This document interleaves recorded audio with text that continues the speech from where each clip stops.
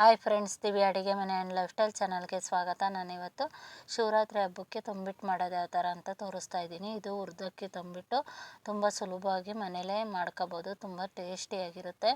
ಇದನ್ನು ಯಾವ ಥರ ಮಾಡೋದು ಅಂತ ಇಲ್ಲಿ ತೋರಿಸ್ತಾ ಇದ್ದೀನಿ. ಮೊದಲಿಗೆ ಒಲೆ ಮೇಲೆ ಒಂದು ಬಾಣಲಿ ಇಟ್ಟಿದ್ದೀನಿ.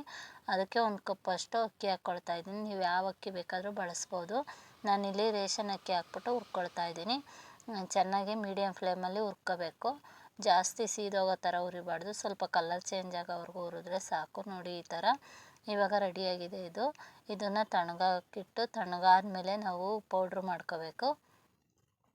ಈ ಥರ ಅಗಲವಾದ ಒಂದು ಪ್ಲೇಟ್ಗೆ ಹಾಕ್ಬಿಟ್ಟು ತಣ್ಣಗಾಕಿಡ್ತಾ ಇದ್ದೀನಿ. ಮತ್ತು ಅದೇ ಬಾಣಲೆಗೆ ಒಂದು ಕಪ್ಪಷ್ಟು ಕಡಲೆಕಾಯಿ ಬೀಜ ಹಾಕ್ತಾಯಿದ್ದೀನಿ. ಕಡಲೆಕಾಯಿ ಬೀಜ ನೀವು ಎಷ್ಟು ಬೇಕಾದರೂ ಹಾಕ್ಕೋಬೋದು, ತುಂಬ ಟೇಸ್ಟಿಯಾಗಿರುತ್ತೆ. ಇದನ್ನು ಅಷ್ಟೇ ಮೀಡಿಯಮ್ ಫ್ಲೇಮಲ್ಲಿ ಚೆನ್ನಾಗಿ ಹುರ್ಕೊಳ್ತಾ ಇದ್ದೀನಿ. ನೋಡಿ ಈ ಥರ ಹುರಿದಿದ್ದೀನಿ. ಇದನ್ನು ಒಂದು ಪ್ಲೇಟಲ್ಲಿ ಹಾಕ್ಬಿಟ್ಟು ತಣ್ಣಗಾಕಿಡ್ತಾ ಇದ್ದೀನಿ. ಇನ್ನೊಂದು ಕಡೆ ಬೆಲ್ಲದ್ದು ಪಾಕ ಮಾಡ್ಕೊಳ್ತಾ ಇದ್ದೀನಿ. ಅಂದರೆ ಪಾಕ ಏನು ಅಂಟು ಪಾಕ ಬೇಕಾಗಿಲ್ಲ, ಸ್ವಲ್ಪ ಬೆಲ್ಲ ಕರಗಿರೆ ಸಾಕು. ನಾನು ಒಂದು ಕಪ್ಪಷ್ಟು ಬೆಲ್ಲ ಹಾಕ್ಬಿಟ್ಟು ಸ್ವಲ್ಪ ನೀರು ಹಾಕ್ಬಿಟ್ಟು ಕರ್ಗೋಕ್ಕಿಡ್ತಾ ಇದ್ದೀನಿ.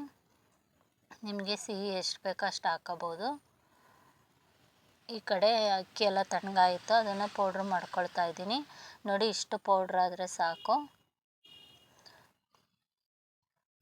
ಮತ್ತು ಈ ಕಡಲೆಕಾಯಿ ಬೀಜದ ಸಿಪ್ಪೆ ಎಲ್ಲ ತೆಗೆದ್ಬಿಟ್ಟು ಅದನ್ನು ಪೌಡ್ರ್ ಮಾಡ್ಕೊಳ್ತಾ ಇದ್ದೀನಿ. ಅಂದರೆ ನೈಸ್ ಪೌಡ್ರ್ ಬೇಕಾಗಿಲ್ಲ, ಸ್ವಲ್ಪ ತರ್ತರೆಯಾಗಿ ಕಡಲೆಕಾಯಿ ಬೀಜ ಎಲ್ಲ ಇರೋ ಥರನೇ ನಾವು ರುಬ್ಕೋಬೇಕು. ನೋಡಿ ಈ ಥರ ರುಬ್ಕೊಳ್ತಾ ಇದ್ದೀನಿ ನಾನು. ಇಷ್ಟ ಆದರೆ ಸಾಕು. ಮತ್ತು ಅದೇ ಕಪ್ಪಲ್ಲಿ ಒಂದು ಕಪ್ಪಷ್ಟು ಹುರ್ಗಡ್ಲೆ ಹಾಕ್ಕೊಳ್ತಾ ಇದ್ದೀನಿ. ಮೆತ್ತಗಿತ್ತು ಅಂದರೆ ಅದನ್ನು ಸ್ವಲ್ಪ ಬಿಸಿ ಮಾಡಿ ಹಾಕ್ಕೋಬೇಕು. ಮತ್ತು ಅದಕ್ಕೆ ಎರಡು ಏಲಕ್ಕಿ ಹಾಕ್ಬಿಟ್ಟು ರುಬ್ಕೊಳ್ತಾ ಇದ್ದೀನಿ. ಏಲಕ್ಕಿ ಹಾಕೋದ್ರಿಂದ ಫ್ಲೇವರ್ ಚೆನ್ನಾಗಿರುತ್ತೆ ಅದರಿಂದ. ಮತ್ತು ಒಂದು ಕಪ್ಪಷ್ಟು ಕೊಬ್ಬರಿ ತುರಿ ಹಾಕ್ತಾಯಿದ್ದೀನಿ. ನಾನಿಲ್ಲಿ ತುರಿದ್ಬಿಟ್ಟು ಹಾಕ್ತಾಯಿದ್ದೀನಿ. ನೀವು ಬೇಕಾದ್ರೆ ಮಿಕ್ಸಿಗೆ ಹಾಕ್ಕೊಂಡು ಹಾಕ್ಕೋಬೋದು. ಇದೆಲ್ಲ ಹಾಕಿದ್ಮೇಲೆ ಚೆನ್ನಾಗಿ ಒಂದು ಸರಿ ಮಿಕ್ಸ್ ಕೊಡಬೇಕು. ಈ ಥರ ಕೈಯಲ್ಲಿ ಚೆನ್ನಾಗಿ ಮಿಕ್ಸ್ ಮಾಡಿದರೆ ಎಲ್ಲ ಮಿಕ್ಸ್ ಆಗುತ್ತೆ. ಈ ಕಡೆ ಬೆಲ್ಲನೂ ಕರಗಿದೆ, ಅದನ್ನು ನಾನು ಸೋಸ್ಕೊಳ್ತಾ ಇದ್ದೀನಿ ಏನಾದರೂ ಗಲೀಜಿರುತ್ತೆ ಅಂತ. ಇವಾಗ ಫಸ್ಟು ಒಂದು ಸ್ವಲ್ಪ ಹಾಕ್ಕೊಂಡು ನೋಡ್ಬೇಕು ನಾವು. ನೋಡಿ ಇವಾಗ ತುಂಬ ಬಿಸಿ ಇದೆ, ಆದ್ದರಿಂದ ನಾನು ಸ್ಪೂನಲ್ಲಿ ಈ ಥರ ಒಂದು ಸರಿ ಮಿಕ್ಸ್ ಮಾಡಿ ನೋಡ್ತೀನಿ. ಇನ್ನೂ ಬೇಕು ಅಂದರೆ ಇನ್ನೊಂದು ಸ್ವಲ್ಪ ಹಾಕ್ಕೊಂಡು ಮಾಡ್ಕೋಬೋದು. ಒಂದೇ ಸರಿ ಎಲ್ಲ ಹಾಕ್ಬಿಟ್ರೆ ಜಾಸ್ತಿ ಮೆತ್ತಗಾದರೆ ಉಂಡೆ ಮಾಡೋದಕ್ಕೆ ಬರೋಲ್ಲ, ಆದ್ದರಿಂದ ಸ್ವಲ್ಪನೇ ಹಾಕ್ಕೊಂಡು ಉಂಡೆ ಮಾಡ್ಕೊಳ್ಬೇಕು. ನೋಡಿ ಇಷ್ಟು ಹಾಕ್ಬಿಟ್ಟು ನಾನು ಸ್ಪೂನಲ್ಲಿ ಮಿಕ್ಸ್ ಮಾಡಿದೆ. ಆನಂತರ ಕೈಯಲ್ಲಿ ಒಂದು ಸ್ವಲ್ಪ ತಣ್ಣಗಾದ್ಮೇಲೆ ಕೈಯಲ್ಲಿ ಮಿಕ್ಸ್ ಮಾಡ್ತಾಯಿದ್ದೀನಿ.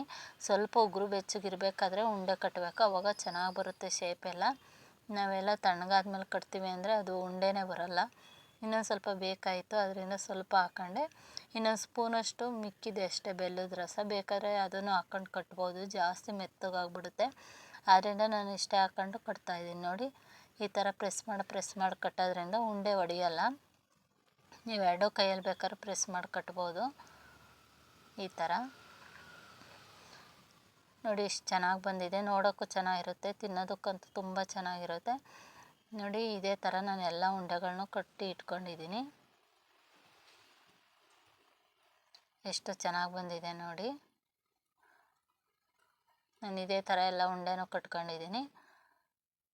ಇಷ್ಟರಲ್ಲಿ ಇಷ್ಟ ಆಗಿದೆ ನೋಡಿ, ಎಷ್ಟು ಚೆನ್ನಾಗಿ ಕಾಣಿಸ್ತಾ ಇದೆ ಅಂತ. ತಿನ್ನೋದಕ್ಕೂ ಅಷ್ಟೇ ಸಾಫ್ಟಾಗಿರುತ್ತೆ, ತುಂಬ ಚೆನ್ನಾಗಿರುತ್ತೆ. ಒಂದು ಸರಿ ಟ್ರೈ ಮಾಡಿ ನೋಡಿ ಫ್ರೆಂಡ್ಸ್. Thank you.